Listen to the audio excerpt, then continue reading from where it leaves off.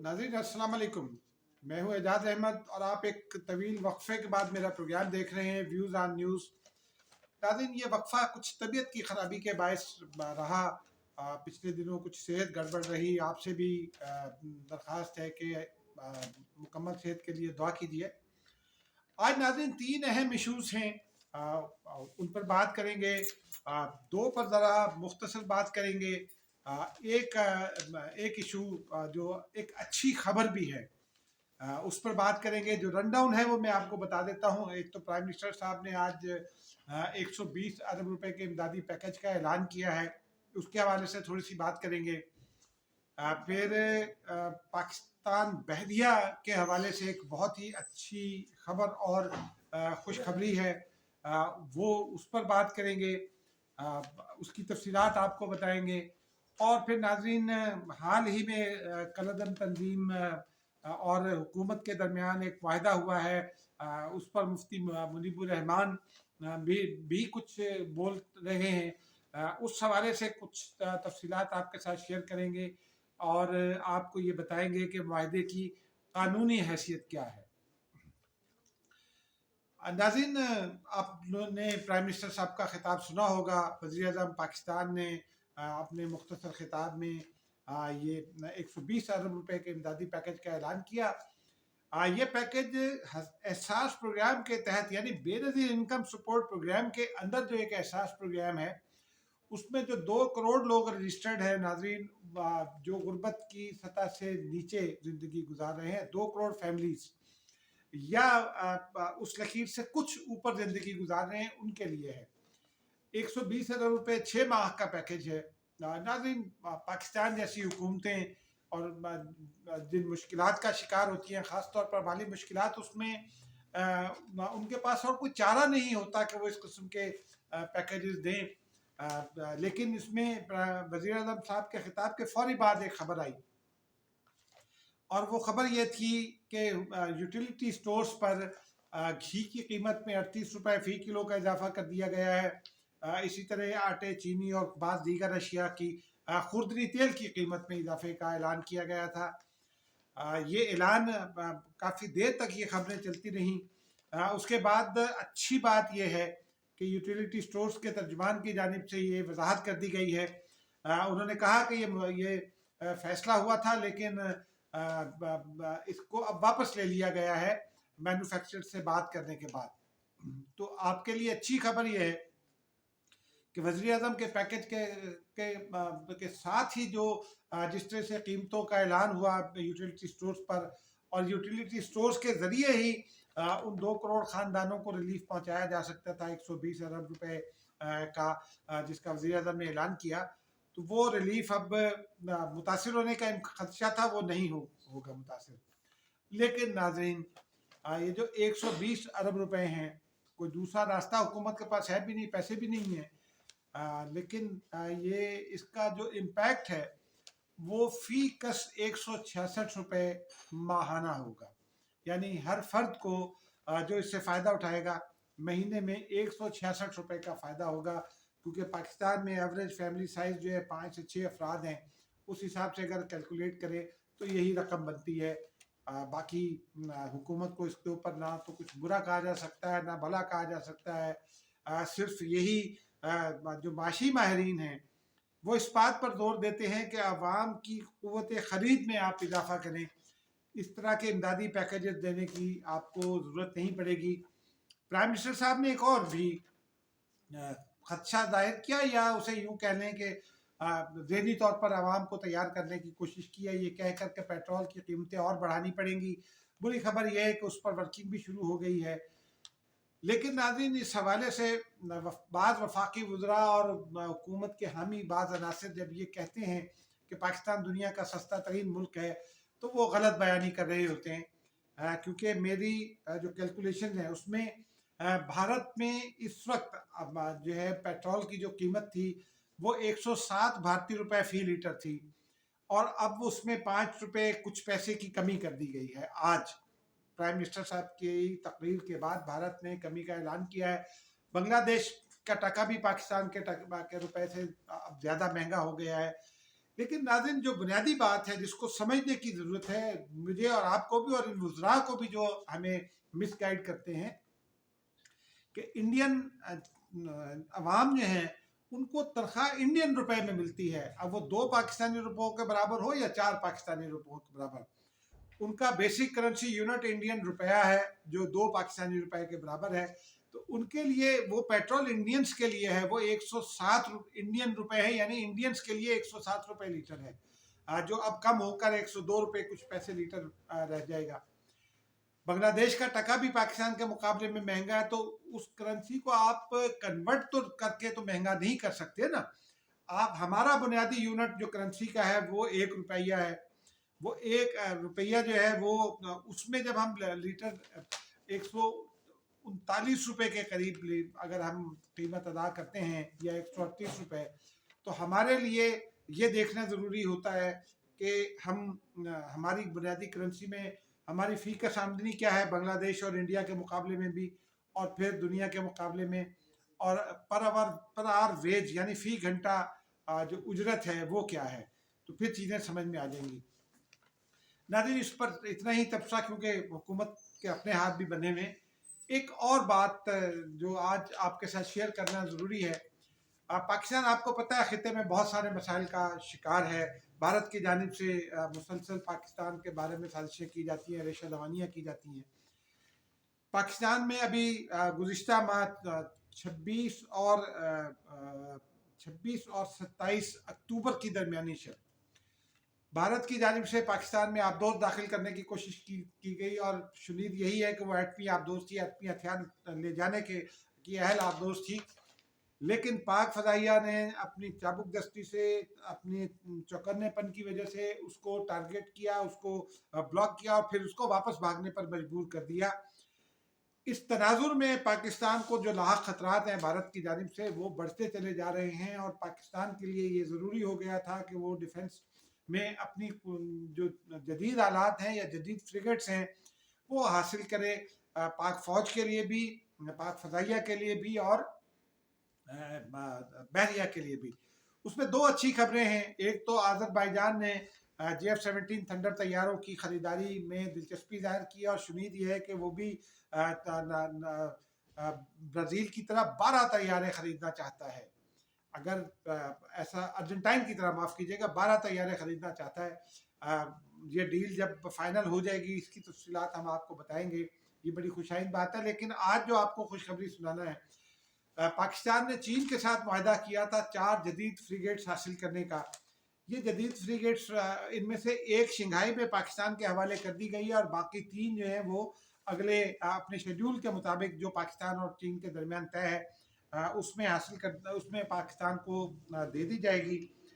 اب اس میں جو بنیادی بات ہے، یہ فریگیٹس کی جو ایج ہے یہ انتہائی جدید ہتھیاروں سے لیس ہے، جس میں SSM missile system, SAM missile system ہیں، جدید سینسر ریڈارز ہیں، اس میں جدید ریڈارز بھی ہیں اور جدید سینسرز بھی ہیں، اور اس میں ٹارپیڈوز بھی ہیں، کہ یعنی کہ اگر کوئی آبدوز زیر سطح سمندر سے نیچے بھی اگر پاکستان کی جانب بڑھنا چاہے بھارت کی جانب سے، تو ان ٹارپیڈوز کے ساتھ اس کو نشانہ بنایا جا سکتا ہے۔ یہ جو بنیادی نکتہ ہے میرے اور آپ کے اطمینان کے لیے وہ یہ ہے۔ مجبوری ہے ڈیفنس اسپینڈنگز جب آپ کرتے ہیں تو اسے تعلیم اور صحت، بعض حلقے یہ کہتے ہیں کہ متاثر ہوتے ہیں، لیکن پاکستان جس قسم کی سچویشن سے دوچار ہے اس میں ہم اپنی دفاعی جو اخراجات ہیں یا جو دفاعی تیاریاں ہیں یا جو دفاعی ضروریات ہیں ان سے بھی ہم لا تعلق نہیں رہ سکتے۔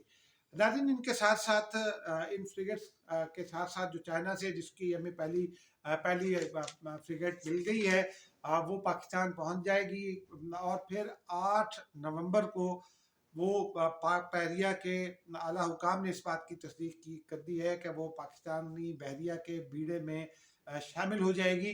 اور ناظرین صرف پاکستان کو مشرقی جو بحر ہند کی مشرقی آبی سرحدیں ان سے ہی خطرہ نہیں ہے، پاکستان کو پاک بحریہ کو جو سیکیورٹی ڈویژن ہے، جو سیکیورٹی روٹ ہے سی پیک کا سمندر میں، اس کی حفاظت پاک بحریہ کی ذمہ داری ہے۔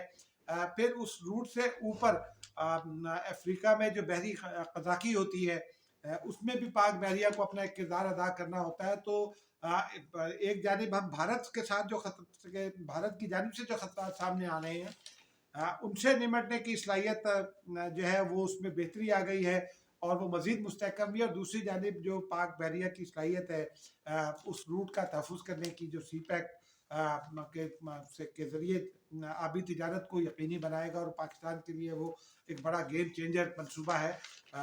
اور جو بحری قزاقی کی ذمہ داری ہے پاک بحریہ کی ان کے حوالے سے پاک بحریہ کی قوت میں اضافہ ہوگا. اس کے ساتھ ساتھ آئندہ برس آلموسٹ نومبر میں ہی ترکی کے ساتھ پاکستان نے ملجم کلاس فریگیٹس تیار کرنے کا جو معاہدہ کیا ہے وہ بھی انتہائی جدید ترین فریگیٹس ہیں. وہ بھی پاکستان کو ملنا شروع ہو جائیں گے نیکسٹ اگلے سال میں یعنی کہ اور اگلے سال نومبر تک انشاءاللہ پاک بحریہ کی قوت میں بہت بڑے پیمانے پر اضافہ ہو جائے گا. اور ہماری یوں سمجھیے کہ اس چائنیز فریگیٹ کے ملنے سے ہماری سرحدیں محفوظ مزید آبی سرحدیں مزید محفوظ ہو گئی ہیں خاص طور پر بھارتی خطرے سے. لیکن یہ چائنیز آپ دوست مزید 3 ملنے سے اور پھر ملجم کلاس فریگیٹس ملنے سے ترکی سے وہ پاکستان کے لیے جو پاکستان کی جو آبی سرحدیں ہیں وہ مزید محفوظ ہو جائیں گی اور پاکستان آبی گزرگاہوں کی حفاظت کرنے کے کا بھی مزید جو ہے اس میں بھی مزید مضبوط ہو جائے گا. تو ناظرین یہ اچھی خبر ہے ہم نے کہا آپ کے ساتھ شیئر کریں. ناظرین اب آتے ہیں ٹی ایل پی اور حکومت کے درمیان معاہدے پر. پچھلے 3-4 دن سے اس پر بہت کچھ کہا جا رہا ہے. کوئی اس کی تعریف کر رہا ہے کوئی اس کی مخالفت میں ہے. بہت سارے خدشات اور خطرات کا اظہار کیا جا رہا ہے. جو اس میں ایک خطرہ جو بہت ہی واضح ہے وہ یہ ہے کہ اس معاہدے کا یورپی یونین کیا اثر لے گی کیونکہ یورپی یونین پاکستان کے ساتھ سب سے بڑا تجارتی پارٹنر ہے. شیخ رشید صاحب یہ کہتے رہے ہیں کہ فرانسیسی سفیر کو نکالا نہیں جا سکتا. مفتی منیب الرحمان نے شیخ رشید صاحب اور فواد چودھری صاحب کے بارے میں اخلاق سے ذرا گری ہوئی زبان استعمال کی. میں معافی چاہتا ہوں مفتی صاحب سے بھی لیکن مجھے ذاتی طور پر وہ زبان پسند نہیں آئی. آپ مخالف کے بارے میں اس قسم کی زبان نہیں استعمال کر سکتے اسے تنقید کا نشانہ بنا سکتے ہیں. لیکن مفتی صاحب نے کہا کہ ٹی ایل پی نے تو فرانسیسی سفیر کی ملک بدری کا مطالبہ ہی نہیں کیا. اگر فرانسیسی سفیر کی ملک بدری کا مطالبہ نہیں کیا تو میرا مفتی صاحب سے بھی سوال ہے کہ پھر ٹی ایل پی کا مطالبہ کیا تھا. آپ کو یاد ہوگا جو مولانا رضوی صاحب تھے سعد رضوی صاحب کے والد ان مولانا صاحب کے ساتھ جو آخری معاہدہ ہوا تھا نور اللہ قادری صاحب کا اس کا پہلا نقطہ یہ تھا کہ حکومت فرانسیسی سفیر کو ان جو توہین آمیز خاکے ہیں ان کی اشاعت کے حوالے سے کہ فرانسیسی سفیر کو ملک بدر کرنے کے لیے اقدامات کرے گی. اور جو اقدامات سجیسٹ کیے گئے تھے اس میں ایک انتہائی اہم اور ایک ہی قدم تھا کہ پاکستان کی پارلیمنٹ میں قرارداد لائی جائے گی فرانسیسی سفیر کو ملک بدر کرنے کے لیے. حکومت وہ قرارداد لائی تھی لیکن وہ پرائیویٹ ممبر کے طور پر وہ قرارداد آئی تھی جس کی وجہ سے وہ انٹرٹین نہیں ہو سکی ووٹ آؤٹ ہو گئی. اب ٹی ایل پی اس معاہدے پر عمل درآمد کا مطالبہ کرتی ہے. اس معاہدے کی 3-4 اور شقیں بھی تھیں جس میں کچھ گرفتار کارکنوں کا معاملہ بھی تھا. پھر بعد ازاں سعد رضوی کی رہائی کا بھی اس میں معاملہ شامل کر لیا ہے. لیکن اگر آپ اور یہ سمجھتے ہیں کہ ٹی ایل پی صرف سعد رضوی صاحب کی رہائی کے لیے یہ سب کچھ کر رہی تھی جو پچھلے 10-15 دن سے ملک میں ایک کشیدگی سی پائی جا رہی ہے اور ابھی بھی مظاہرین وزیر آباد کے ایک پارک میں ہیں تو پھر ٹی ایل پی اپنی بنیاد سے پھر گئی. یہ بھی ایک بڑی ہی اہم بات ہے کیونکہ اگر ٹی ایل پی اپنی بنیاد سے ہٹ گئی اور وہ صرف سعد رضوی صاحب کی اور کارکنوں کی رہائی کے لیے مطالبہ کر رہی تھی تو پھر یہ سوچنا پڑے گا کہ ناموس رسالت کے حوالے سے اس کا موقف کیا ہے. ناظرین اس میں ایک اور بات ہے کہ حکومت نے اس معاہدے پر عمل درآمد شروع کر دیا ہے. گزشتہ روز پنجاب میں 850 سے زائد ٹی ایل پی کارکن رہا کیے گئے تھے. آج رات 12 بجے تک 1300 سے زیادہ کارکن رہا کیے جانے ہیں. اطلاعات یہی آ رہی ہیں کہ رہا کیا جا رہا ہے.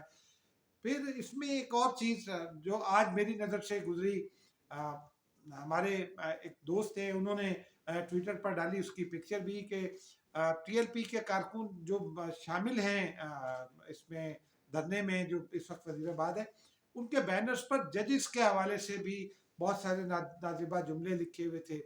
ان کو ججز 3 ججز کے بارے میں کہا گیا کہ وہ واجب القتل ہیں۔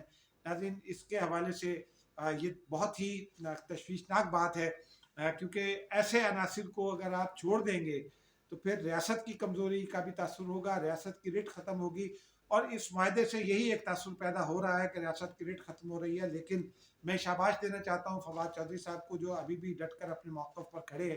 شیخ رشید صاحب ذرا ادھر ادھر ہو گئے، لیکن فواد چودھری کا موقف ابھی بھی ہے، وہ شاعری کے ذریعے ان کی زبان بندی کر دی گئی ہے، لیکن وہ اپنی شاعری کے ذریعے ٹویٹر پر اپنا معافی الضمیر بیان کر رہے ہیں۔ اسی حوالے سے ناظرین ہم نے رحمان ملک صاحب سے بات کی۔ رحمان ملک کراچی یونیورسٹی کے ٹاپر ہیں اور پھر وزیر داخلہ رہے ہیں۔ رحمان ملک صاحب سے میں نے یہ سوال کیا کہ جب طاہر القادری صاحب آئے تھے تو کیا آپ نے کوئی تحریری معاہدہ کیا تھا، اور کیا کسی کالعدم تنظیم کے ساتھ تحریری معاہدہ ہو سکتا ہے؟